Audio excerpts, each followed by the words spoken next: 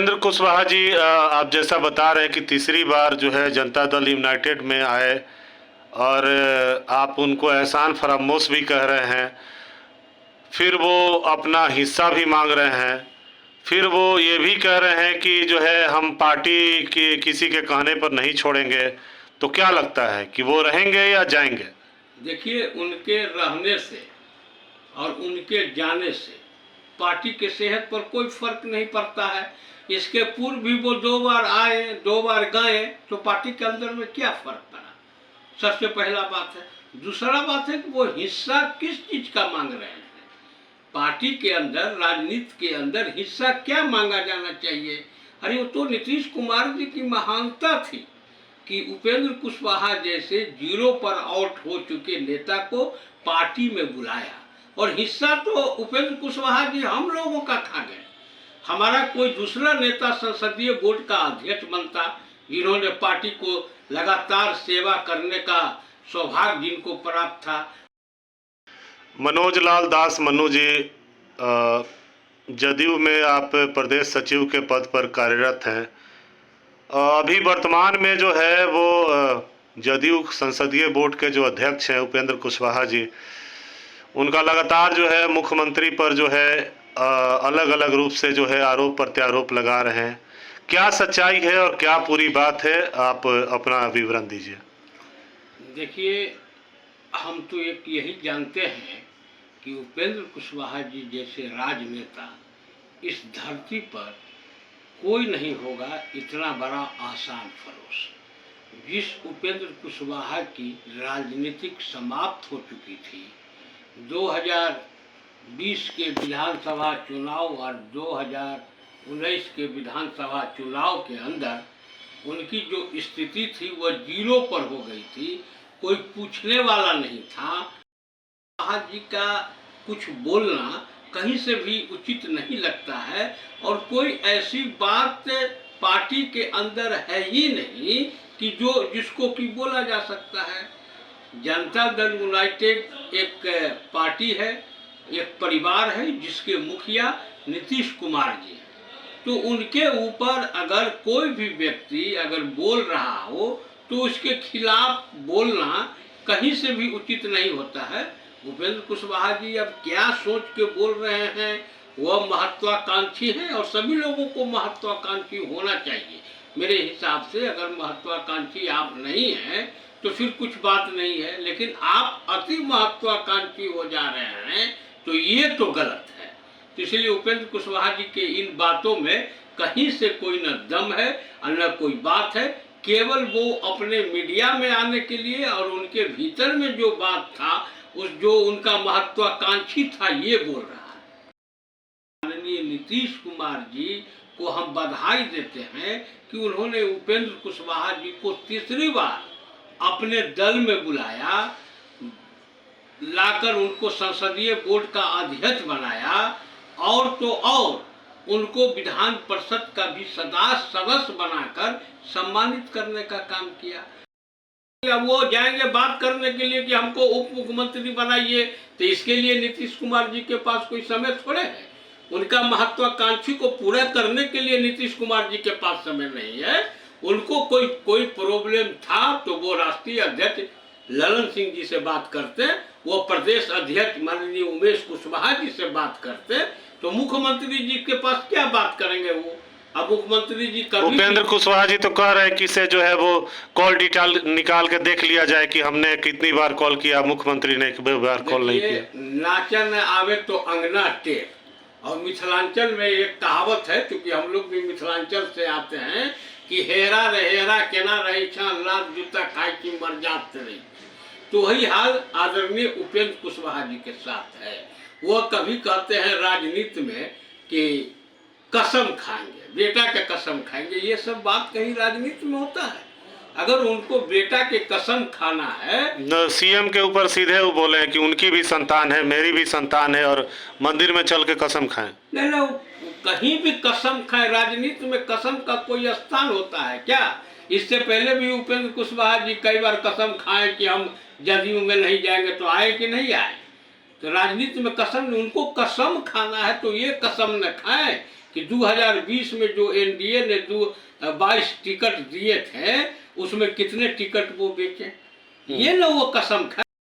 Upendra Kushwaha ji press conference करके जो है वो अपना जो भी है भड़ास निकाले या जो भी है, उनका सीधा सीधा आरोप है कि नीतीश कुमार मुझे फ़ोन नहीं करते हैं, मेरे फ़ोन करने के बावजूद भी जो है वो मीटिंग के लिए टाइम नहीं देते हैं। देखिए, मीटिंग के लिए क्या टाइम दिया जाएगा?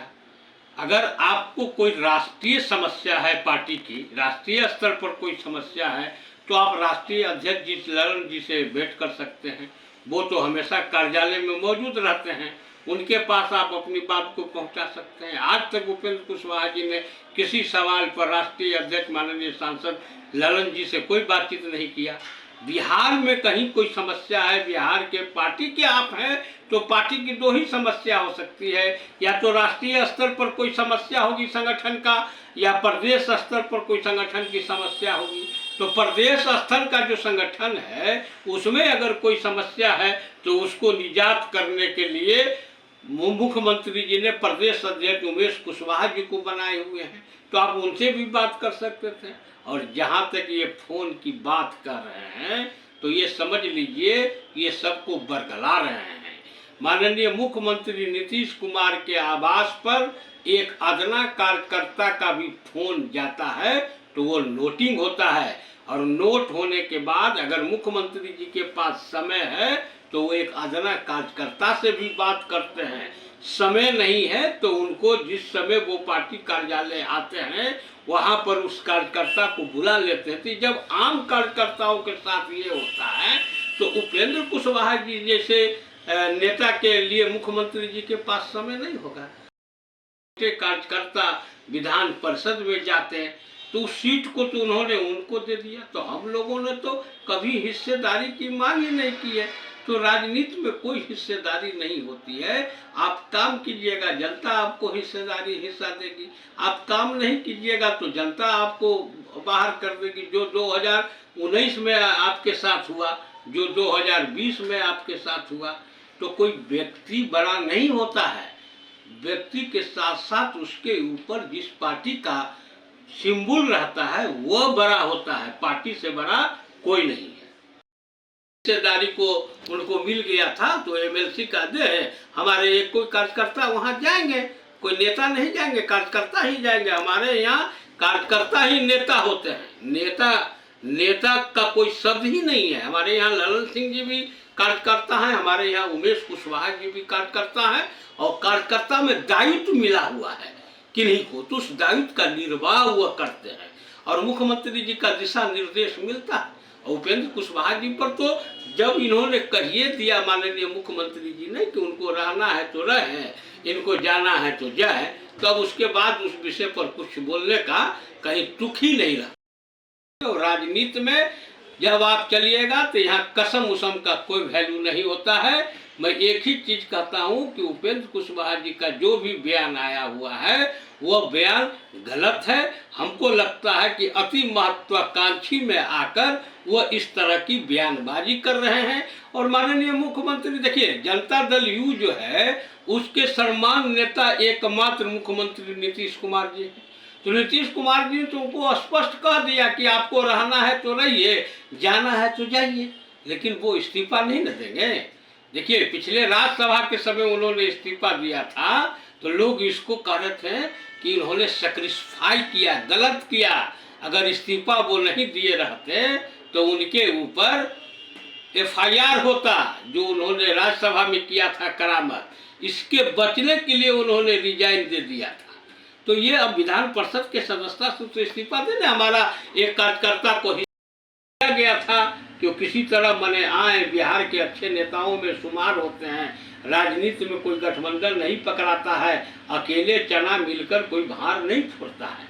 तो अगर उनके साथ अगर सारी शक्ति रहे तो एक नया स्थिति जाएगा। इसलिए उनको संसदीय बोर्ड का अध्यक्ष भी बनाया गया। इसीलिए किसी एक कार्यकर्ता को हिस्सा को मार के उनको एमएलसी भी बनाया गया कि वो काम करेंगे, लेकिन काम तो के नहीं।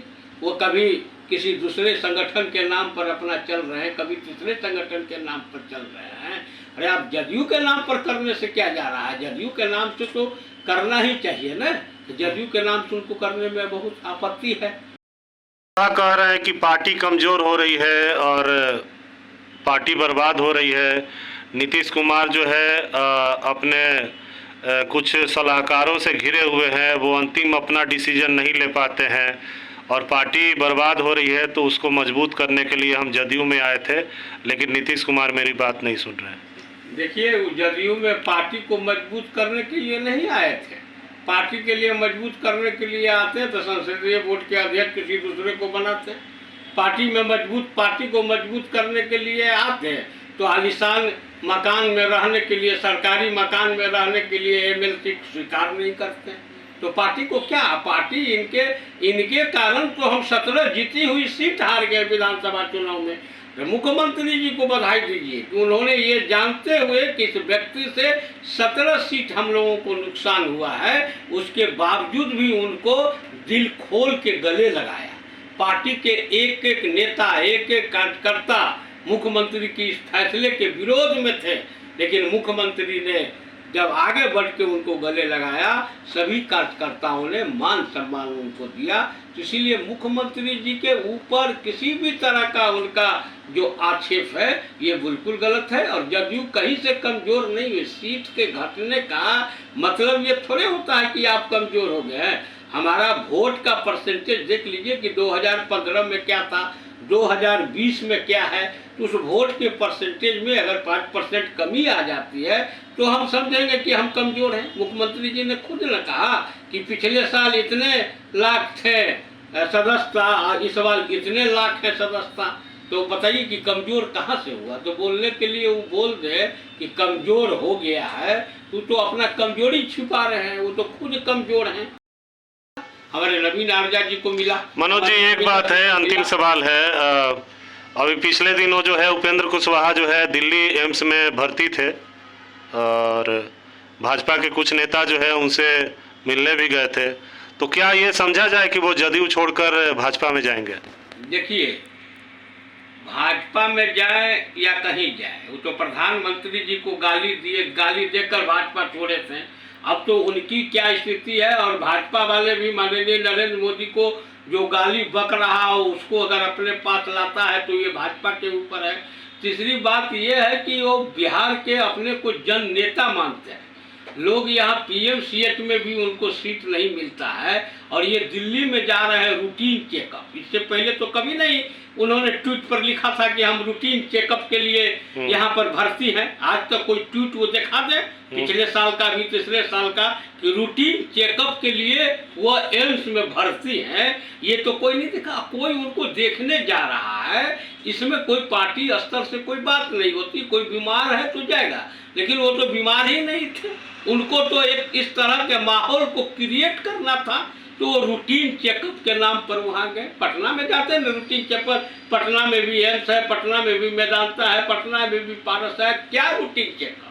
आज तक वो एक भी ट्वीट दिखा दें जिसमें उन्होंने लिखा हो कि मैं रूटीन चेकअप के लिए मैं भर्ती हुआ हूँ एम्स में या कहीं पर भी, तो न हम समझे। ये तो उनका प्लान वे में था और इसी को कहा। इससे कोई मतलब नहीं है। वो भाजपा में भी जाए, कहीं भी जाए, उनको स्वागत रहेगा। हम लोगों की तरफ से उनको किसी भी दल, जदयू में भी रहेंगे तो नीतीश कुमार जी के नेतृत्व में अगर उनको काम करना होगा तो सभी कार्यकर्ताओं को स्वीकार होगा। और नीतीश कुमार पर अगर उंगली उठाएंगे तो कोई भी कार्यकर्ता जो जदयू का है उनके हाथ की उंगली को नीचे करने का भी कला जानता है। जो भी बात आप बोले, मैंने अंतिम बात ये है कि उपेंद्र कुशवाहा जदयू में रहेंगे या अपना हिस्सा लेकर अलग होंगे? अरे हिस्सा तो क्या, उनका हिस्सा शब्द का कहाँ से यूज हो? वो तो कह रहे हैं कि इसे नीतीश कुमार बड़े भाई हैं, हम छोटे भाई हैं और हम ऐसे ही थोड़े चले जाएंगे। छोटे भाई और बड़े भाई नहीं होता था। हम लोग क्या दुश्मन है? हमारे राष्ट्रीय अध्यक्ष नीतीश जी के दुश्मन है। हमारे प्रदेश अध्यक्ष उमेश कुशवाहा जी नीतीश जी के दुश्मन है। वही बड़का भाई हुए हैं क्या? और कोई छोटा भाई बड़ा भाई के यहाँ बात क्या चल रहा है? यहाँ कोई पार्टी के अंदर कोई छोटा भाई नहीं, कोई बड़ा भाई नहीं। बड़ा भाई छोटा भाई, हिस्सेदारी शब्द का तो कहीं कोई यूज ही नहीं हो रहा है। किस चीज का हिस्सेदारी? ये कोई पब्लिक प्राइवेट लिमिटेड कंपनी है कि उसके शेयर में इनको हिस्सेदारी मिलेगा। बिहार में पार्टी कैसे मजबूत हो ये माननीय उमेश कुशवाहा जी सुन रहे हैं, कर रहे हैं, और राष्ट्रीय स्तर पर कैसे पार्टी मजबूत हो वह राष्ट्रीय अध्यक्ष कर रहे हैं। तो बीच में उपेंद्र कुशवाहा कहाँ से आए? आज तक उन्होंने पार्टी के मजबूत करने के लिए क्या किया? कोई ऐसा काम तो उन्होंने किया ही नहीं है। कितने सदस्यता बनवाए ये न वो उनसे पूछिए जाकर कि वो पार्टी के थे सदस्यता चल रहा था, तो ये जो 70 लाख की 65 लाख बने हैं उसमें उपेंद्र कुशवाहा जी कितने सदस्य बनाए ये वो बताएंगे। तो पार्टी को मजबूत करने के लिए वो उनकी कोई पहल नहीं रही है, और हम लोगों ने प्रयास किया है कि वो पार्टी के अंदर में रहे, पार्टी को आगे ले जाए, लेकिन उनका अति महत्वाकांक्षा जो है वो उनको कहीं का नहीं छोड़ा है। हम तो हैं, उनको नहीं रहना है मत रहे। हिस्सेदारी यहाँ कहाँ, हिस्सेदारी शब्द कहाँ होता है? राजनीति में कोई हिस्सेदारी होता तो लाल कृष्ण आडवाणी कहाँ है? हिस्सेदारी होती तो मुरली मनोहर जोशी कहाँ है? जरा हमको बताइए, कहाँ चले गए? सिकंदर वक्त जो थे वो कहाँ चल गए? अब तो है भी नहीं। तो जो राजनीति में कोई हिस्सेदारी नहीं, राजनीति में आपका काम बोलता है, राजनीति में आपके किए गए कार्य का दाम बोलता है। तो जो ये मजबूत करने की बात कर रहे थे, तो मैंने कहा कि राष्ट्रीय स्तर पर माननीय सांसद, राष्ट्रीय अध्यक्ष सांसद ललन सिंह के नेतृत्व में एक टीम काम कर रही है। उसी तरह बिहार में संगठन को मजबूत करने के लिए माननीय उमेश कुशवाहा जी प्रदेश अध्यक्ष के नेतृत्व में टीम काम कर रही है, और माननीय नीतीश कुमार जी दोनों के कार्यों से खुशी है। तो इसीलिए इनके मजबूती या कमजोरी से पार्टी के सेहत पर कोई फर्क नहीं पड़ेगा। Thank you.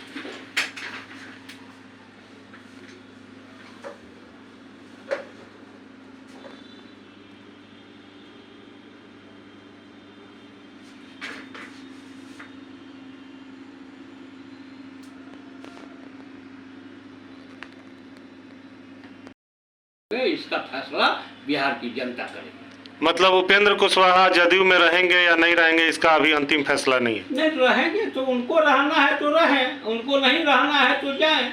हम उन पर क्या, वो तो चाह रहे हैं क्या भाजपा में जाएंगे? नहीं, भाजपा में जाए कि वो सजपा में जाए कि वो किसी में कांग्रेस में जाए, उसकी बात हम नहीं कर रहे हैं। हम कह रहे हैं कि वो चाहते हैं कि पार्टी उनको निकाले और हम शहीद हो जाए, कि हमको पार्टी ने निकाल दिया। वो शहीद हो जाए, वो आंख में आंसू लेके वो चले, जनता उनके जाएगा, लेकिन उनको जो व्यक्ति खुद निकला हुआ है पार्टी से उसको निकालने की क्या जरूरत? और नीतीश कुमार जी जिनके ऊपर आज तक कोई राजनीतिक शुचिता में किसी भी तरह का भ्रष्टाचार को आरोप नहीं लगा हुआ हो, देश के कोई भी नेता हो सबके ऊपर कोई न कोई आरोप लगा है। कोई व्यक्ति के ऊपर सांप्रदायिक दंगे कराने के आरोप हैं, किसी के ऊपर तरी पार करने के आरोप हैं, किसी के ऊपर घोटाला के आरोप हैं। एकमात्र नीतीश कुमार जी जो हैं उनके ऊपर किसी तरह के आरोप नहीं है। राजनीतिक शुचिता में उनके जैसा व्यक्तित्व कोई भी दूसरा शख्स नहीं है। और हमारे जदयू के प्रदेश अध्यक्ष माननीय उमेश कुशवाहा जी पूरे कार्यकर्ताओं के साथ हैं और पार्टी के साथ हैं। कार्यकर्ता के साथ तो है ही है, पार्टी के साथ हैं। वो हमेशा दिशा निर्देश देते हैं, राष्ट्रीय अध्यक्ष मॉनिटरिंग करते हैं कि देश में कहाँ पार्टी को कैसे मजबूत किया। वो ये न बतावे कि डेहरी ओन से फतेह बहादुर को छोड़ के अचानक रिंकू सोनी को कैसे टिकट मिल गया, ये न बतावे। वो ये न बतावे कि कसम खाकर ये न बोले कि हम किसी के पैसे पर कहीं विदेश यात्रा नहीं किए हुए हैं। ये न बतावे कि उनके अकाउंट में जो प्रदीप मिश्रा का 80 लाख रुपया की 90 लाख रुपया के 70 लाख रुपया आया था वो नहीं मंगवाए थे। तो ये चीज़ तो वो इस चीज़ को तो वो तो कसम नहीं खाएंगे। वो अशोक गुप्ता जिसको राष्ट्रीय चैनल में दिखाया गया कि उसने साफ आरोप लगाया कि उससे पैसा लिए, भागलपुर के डॉक्टर का भी एक उन्होंने पैसा लिया। तो ये सब तो उनको कसम खा के बताना चाहिए ना राजनीति में। और सबसे बड़ी बात है 2019 में जब उनको महागठबंधन का टिकट 5 टिकट मिला था, 1 सीट मोतिहारी मिली थी, तो मोतिहारी में अपने दल के कार्यकर्ताओं को छोड़ के किसी दूसरे दल के कार्यकर्ताओं को रातों रात टिकट दे दिया। तो ये उनको बताना चाहिए कि क्या डील हुआ था।